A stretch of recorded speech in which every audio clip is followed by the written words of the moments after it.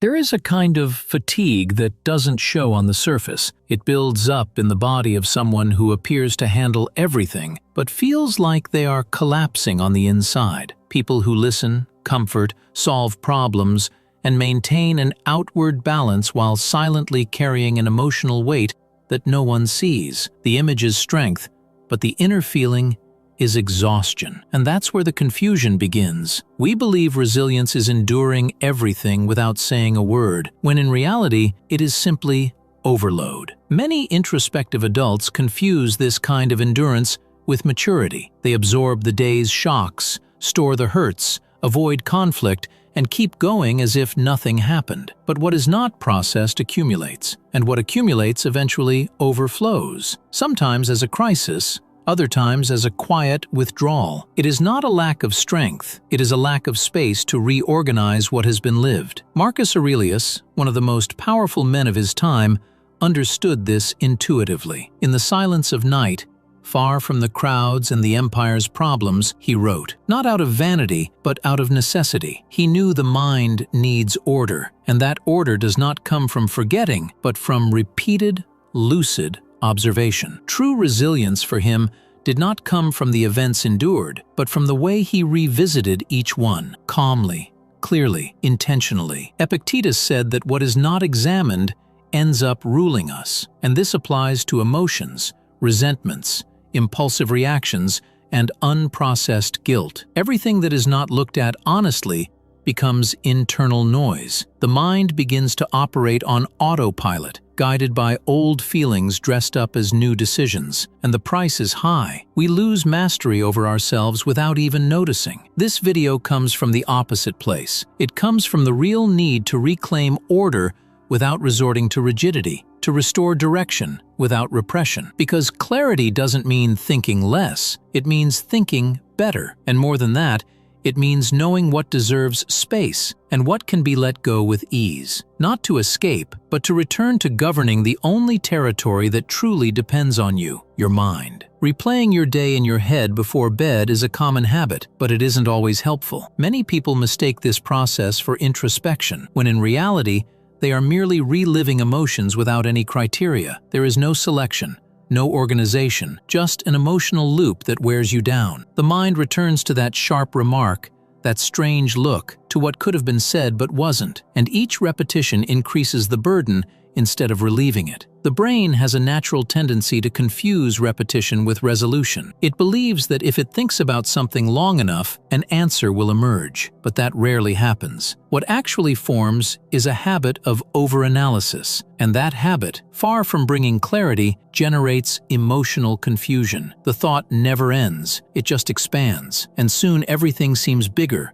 more serious, more confusing than it really is. Marcus Aurelius did it differently. He didn't reflect to relive, he reflected to separate. He separated what was fact, what was judgment, and what was emotional reaction. That distinction is fundamental, because not everything we feel is true. Not everything we think deserves to be fed. Not everything that happened calls for an immediate response. For him, reflection was like clearing the mind. Leave only what truly matters and let the rest go. You've likely experienced this. You remember the whole day, but relive only the moment that hurt the most. The compliment fades, the kind gesture disappears, the good conversation is erased. Only the discomfort remains, as if emotional memory were selective, always pointing toward the wound. That isn't sensitivity, it's psychic disorganization. And the best way out of that cycle is a simple but powerful question. What happened? What did I interpret? And what did I do with it? This daily filtering changes everything. By separating things consistently,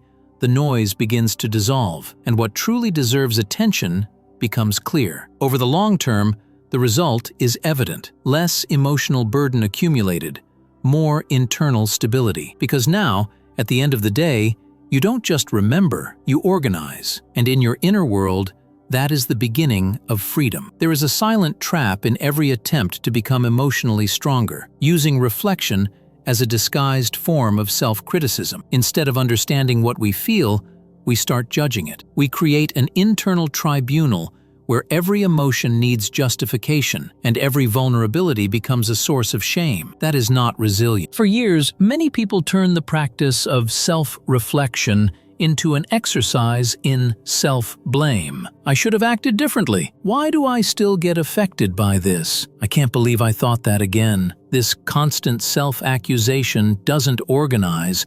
It only increases internal pressure. And over time, you may understand everything rationally, yet remain emotionally stuck. The mind may pretend it has overcome something, but the heart still feels it. Epictetus shows us another direction. For him, reflection was not self-punishment. It was regaining command over yourself. He did not believe emotion was weakness, but that ignoring it was. Reflection is a tool to reclaim emotional autonomy, not a weapon to silence feeling. And this distinction changes everything.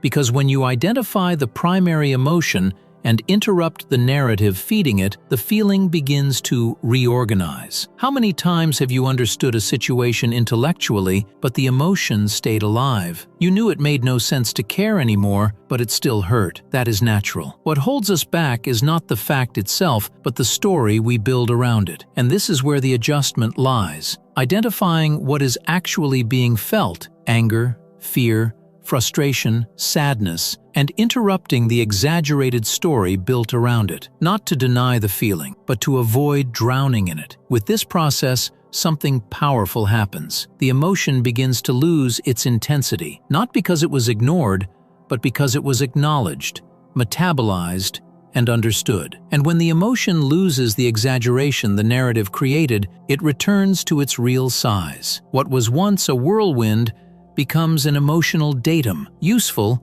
but not dominant. And this is how resilience is born, not from the effort of not feeling, but from the ability to feel without being swept away. There is a common belief that major emotional transformations happen in moments of rupture, as if true resilience emerged from extreme events, courageous decisions, or dramatic turning points. But the brain doesn't work that way. It rebuilds itself through repetition, not isolated impact. It is the silent constancy that most alters our internal patterns. Often we wait for something external to reorganize us, a fresh start, a transformative conversation, a drastic change. But while we wait for those moments, we forget what truly shapes the mind: the calm repetition of small, conscious gestures. Marcus Aurelius knew this. He didn't write only when everything was falling apart. He wrote so that he would not fall apart. His practice was daily, simple, constant, not to change the world, but to align his inner world before the next day began. That is why brief reflections done with regularity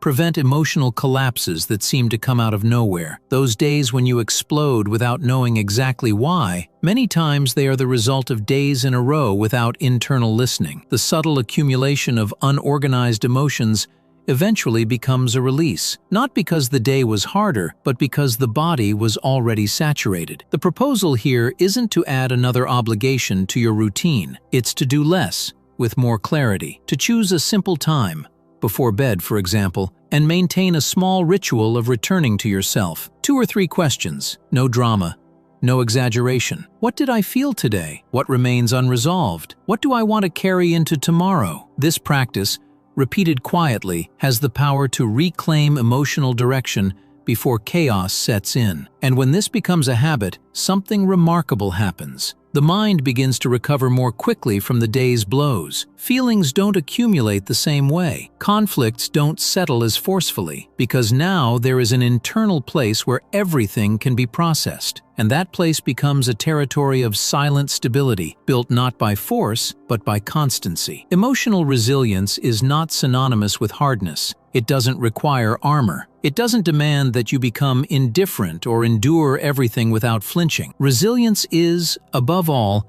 the capacity to reorganize, to be dismantled by pain and still find your way back. And that return is not automatic. It is learned. It is cultivated. Marcus Aurelius understood this. He didn't seek an impenetrable mind. He built steadiness through a simple but continuous practice, silently writing about his day. While the empire demanded decisions, he gathered his own inner chaos every night, not to document his achievements, but to sustain what was essential. His strength did not arise from rigidity, but from habit, that is, rigidity. Epictetus also reminds us that those who reflect govern their own responses. A mind that observes itself does not become a hostage to impulsive reactions, and that changes everything. Because strength isn't defined by the absence of emotion, it's defined by how you return to center after being pulled away. It's the time it takes to regain clarity after a fall. It's the practice of not abandoning yourself even when everything outside seems to want you to lose yourself. Daily reflection is this invisible training for stability, a silent anchor, a reminder that even on confusing days, a point of possible order exists, and that point is within you, always has been. What's missing isn't strength, but the habit of return, of naming, of processing, of releasing what weighs you down, of sustaining what matters. Because in the end, resilience isn't about eliminating pain. It's about reducing the time spent in internal disorder. It's about knowing you can fall, but you don't have to live on the ground. It's about remembering that every day you can return, with less guilt, with more clarity, and with the silent dignity of someone who did not lose themselves. Because someone who returns to themselves every day does not get lost in others, and that is a power no one can take away.